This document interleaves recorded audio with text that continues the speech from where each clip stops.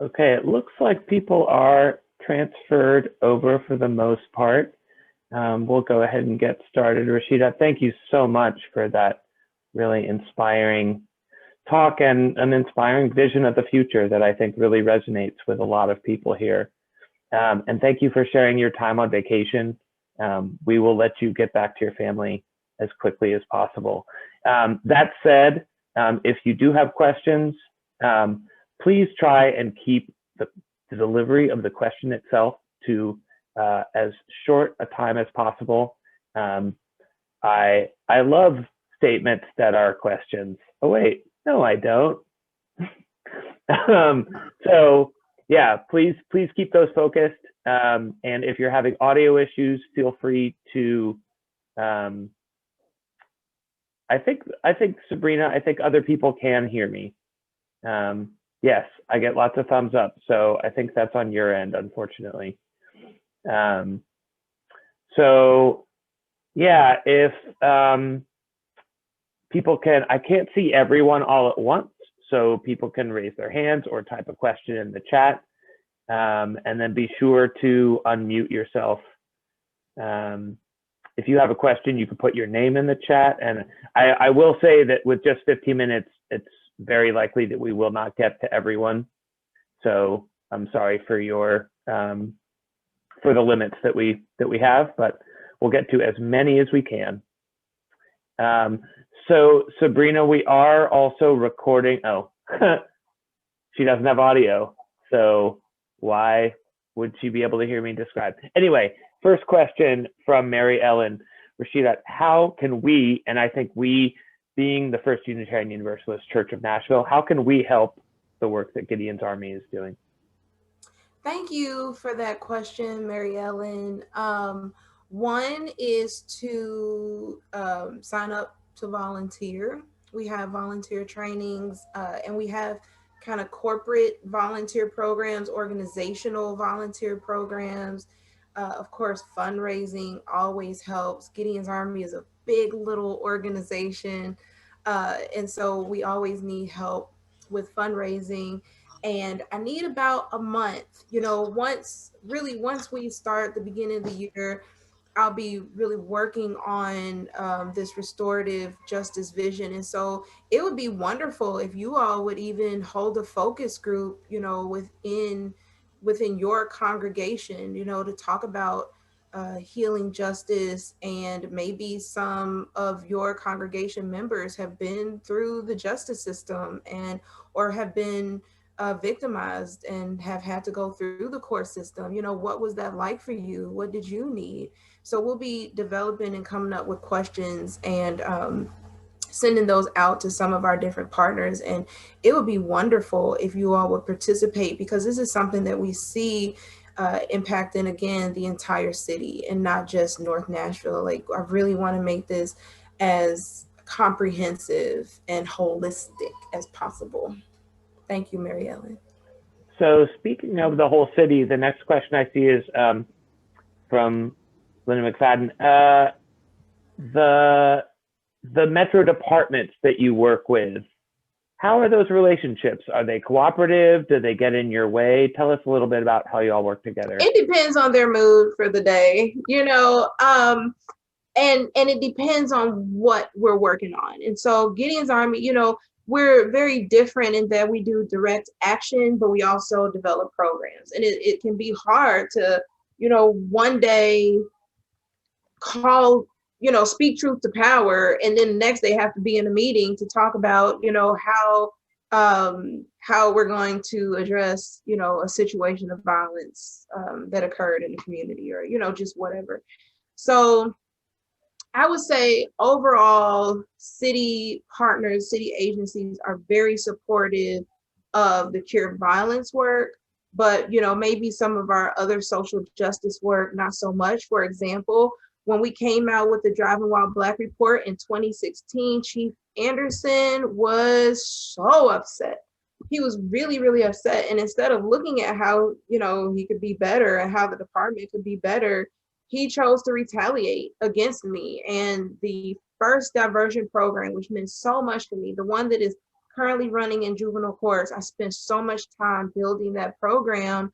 And he told them, I will not work with Gideon's Army. And so the city partners, all of them, decided to take what I created, give it to someone else, and build it and run with it. And I will say, they're doing a good job, but it's not, with the love of the mom. They got my baby. I birthed it and they're raising it, but I do see retaliation. It happens. And so I pretty much just take that a day at a time. I will say, there hasn't been a lot of support when it comes to funding. Gideon's Army is the first organization in the history of like cure violence, which is the model that we're heavily based off of. We do things differently. We do a little bit more than cure violence, but the city or the state always funds their programs. We are the first organization to raise our own money and bring the program because the city wasn't supportive. And so as far as having meetings, saying, clear, we'll leave you alone, get out here in the streets, we won't bother you, supportive. Chief Drake so far has been really supportive of us. And we've had, different meetings, but we just take it a day at a time. We take it a day at a time. And when it comes to funding, the city just definitely hasn't put their money where their mouth is. And I know we've had all kind of budget issues, but I don't know. Sometimes it seems like they can find money for other things. So that is my answer. I don't hear you now. Uh-oh. Hi, Ellen. Can I be heard? Yes.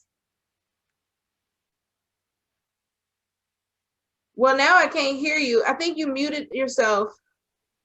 Huh, how'd that happen? So yeah, Helen How about has now? a question there. There we go. Okay, all right. I just want to say greetings to everyone. Rasheedat, I thoroughly, of course, enjoyed your lecture, and even with knowledge of Gideon's Army, every time I hear you speak on it, I get something else added to my knowledge. Can I be heard? Yes. Okay. I want to say this to all those that are watching and that had been listening. I missed part of the lecture, and ironically, the reason why I had to miss part of it is that I got a phone call from a child who is my grandnephew and one of Rasheedat's former babies. So that was so amazing that this young man, that my friend recalled me while Rasheedat, a woman who had reached out to him and given him love while he was a student at Pearl Cone High School, and he's now in college, that he should call during that time. I thought the irony and the magnificence of that was outstanding. And of course, he was so excited to know that I was listening to her, and he loves you. And I also want to say to everybody that what this woman gives to our children here in this city is incomparable. Surrounding the community, the children of the community, with love, pouring the love on them, caressing them with love, and getting pushed back, I'm sure at sometimes, you know how our babies can be, or perhaps you don't. Sometimes, especially if they're out there because of their life circumstances being hard, that they become a little resistant to a certain love because they are not accustomed to it. But this woman, with the love that she has surrounded and caressed them with, they ease, the resistance eases, and they eventually fall into the caress of her love. That's what I wanted to impress upon all those that are listening to Rasheedat tonight. that she's Thank you, Helen, for remarkable. sharing. And And I will say the event is recorded and will be rebroadcast, so you'll have a chance to watch parts that you missed. excellent. And my nephew, when he comes home from college, he'll be able to see and to hear. Thank you all. I love him, Aunt Helen. I And certainly will. I want to go back to the previous question about support from systems partners, and I'm really glad that you came on here and said something, because Gideon's Army is not at Pearl Cone, and it is a shame. Like, with the statistics and the numbers and the testimonials from the children, we got a new principal who doesn't share the same values and did everything she could to push us out. And I'm telling y'all, I hung on till, I was hanging on to my last thread to not be out of that school. But that is really the only time that we have been extremely unsupported. There are times that we're not invited to the table, to make discussion, to make decisions. But we always figure out a way. And so we'll just work with the children at home. We have partnerships with Vanderbilt University, so that, if a student is suspended or expelled, they get legal help. We just have to be like more creative, but we are not at Pearl Cone. Principal Harrington is the one that asked us to leave, and she says it's because, the children, it's really the kids, like Aunt Helen said, like, they love us, they love getting on, they love me, but they're graduating, their attendance improved, all of these things. So any reason she gives is just unsubstantiated. And I'm sure that that everyone saw that the young student that got national attention, how excited he was to be able to graduate, and in part due to the love that he got there at Pearl Cone. And that's just one of the many babies that this woman has touched and continues to touch. Believe me, I'm sorry. Thank you so much, Helen. I want to make sure we get time for everyone. Elizabeth, you said you had a quick question. Sure. Hi, Rasheedat. My name's Elizabeth. I'm a member at FUN and a student at Vanderbilt. And I used to be an educator in Minneapolis Public Schools and did youth dropout prevention work. And so it's really inspiring to learn more about Gideon's Army. And I'm curious, though, if there's stories of like what happens with the youth once you guys work with them, in terms of, I'm assuming they get, politicized, if you will. And have they gone on to start their own organizations? Or, what are they doing to also sort of change things at a systemic level, whether in their schools or in the community? Because I know from my own experience that usually there's some sort of, transformation that really takes place. Very much so. So even though Gideon's Army started in 2010, I would like to say that journey kind of looked like this. It wasn't really linear. And so I would say probably 2013, 2014 is when we really started working with the youth and doing kind of that civic engagement work. And so a lot of our young people are still just young, and they're still with Gideon's Army. Actually, most of them they just still volunteer. They're part of our youth action team. They were youth who had been with us for a while, who even helped to develop the violence interruption program. And so what we try to do is provide opportunities for them to grow within the organization, because they just love Gideon's Army so much, they don't really want to leave. And so we really just try to continue to give them ways to build their leadership skills and to lead on their own within the organization. And I would say COVID shut that down just terribly, because we were on a roll, but the work is still happening, but it just looks different. But yes, Gideon's Army is led by the youth and their families. And so I can't say that anybody really just started their own organization, but they have started their own programs, and stuff like here and there. Thanks, Elizabeth. Rasheedat, I have a question from Jeff Stein. How did the awful demonization of Gideon's Army by the Republican PAC during your recent political senatorial race affect your organization? During the recent, not yours, the recent senatorial. I don't really think we were impacted by it. You would think it would be terrible, but I was personally unbothered by it. And we didn't lose any grants, and I think we even got maybe more donations. Definitely more people looked at our website. You know, we ended up trending before Gideon in the Good Lord's Bible.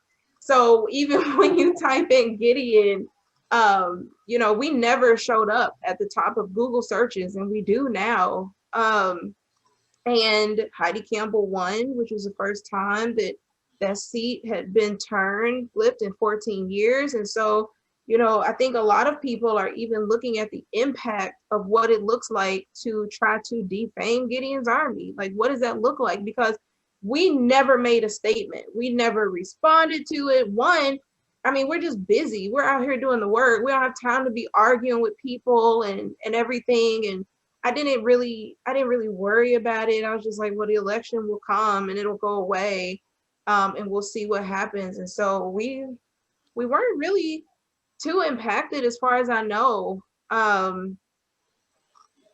think it actually probably helped more than it hurt because it enraged the community. It definitely let us see just how much people love us, because even though I never made a statement, I didn't have to. Like, we ended up not even having to, because so many people, from what I understand, made phone calls. So many people posted. Like, it was so many people talking about it. And that's what it's supposed to be. Like, Gideon's Army belongs to the people, and it should be the voices of the people that are heard. Thank you. Time for another, you got time for one more? Yes. Great, thank you. So this is from Chad. Is it Prather? Am I pronouncing that right? Okay, sweet. I can't answer his question. He has trouble. Oh, well, maybe I could let him speak for himself then. If you two know each other. Hey, Rasheedat, how you doing? Hi. I miss you so much. I miss you. Yeah, so, you know, everyone that's on this call, I suspect, is on board or open to the type of approach that you are suggesting. We wouldn't be here. We wouldn't certainly be in the Q&A if we weren't willing to at least reflect. But we all know and interact with people who aren't there yet, right? Who buck or have a lot of reluctance or hesitation whenever anyone talks about anything that might restructure or reform sort of the services that we see as our protectors, the police, right? Mm-hmm. So what advice would you give to those of us who want to engage our reluctant neighbors, but we just don't know how? Well, one thing that I've learned is that objections are just really an opportunity to figure out still, you know, creative ways of doing things. You know, I listen to people's objections, and then I kind of hear these concerns, and a lot of them can really be addressed, because to be honest with you, police don't want to do half the things that they're doing anyway. If you sit and you actually have conversations with police officers, it's a lot of things that they are doing that they did not sign up for. And so they could talk to their police friends, like, what are things that you're doing that you didn't sign up for? I know that doing mental health transport, you know, to different cities across state lines, you know, that answering dog calls, you know, even some of these first responder calls, they aren't qualified, and it puts them at risk.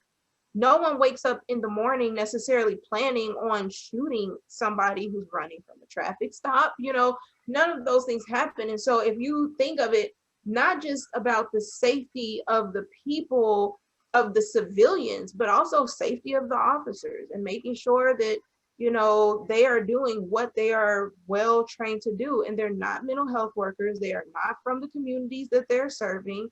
They're not deeply trained in mental health care, or how to respond without, you know, using their guns, you know, when things escalate, you know, just, I mean, there are just so many things that are wrong with the way that we do things now. And I would also say, like, everybody here should watch 13th by Ava DuVernay. Like, really understanding the history of policing and where it came from. Because what a lot of people don't know is we were born into this system that has this momentum. We just jump right in and we're just riding on this train, not even understanding where it came from or where it is or where it's going. You know, we didn't sign up for this. And so I think it's really important to understand, like, where did policing come from, and that the history of it isn't exactly what we understand it to be now in the present. And understanding that police officers do a lot of things that they didn't sign up to do, that put them at risk because they aren't trained for it or because it's not even a part of what they should be responsible for.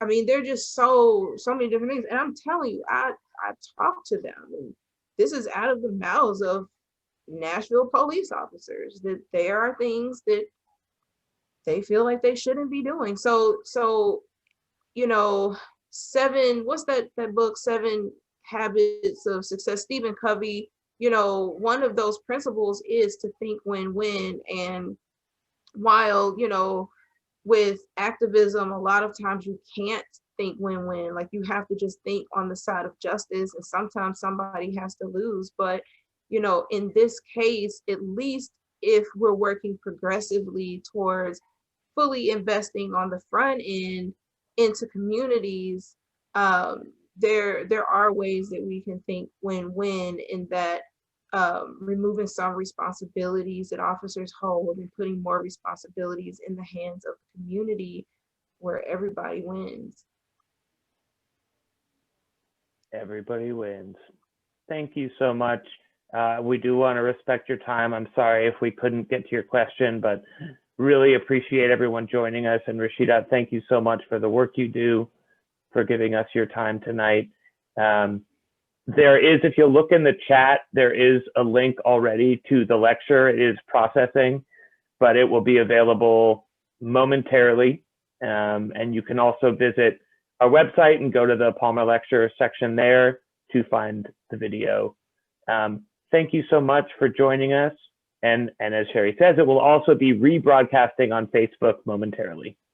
Rasheedat, thank you again for sharing your time and expertise and your love with us. It was really, really inspiring.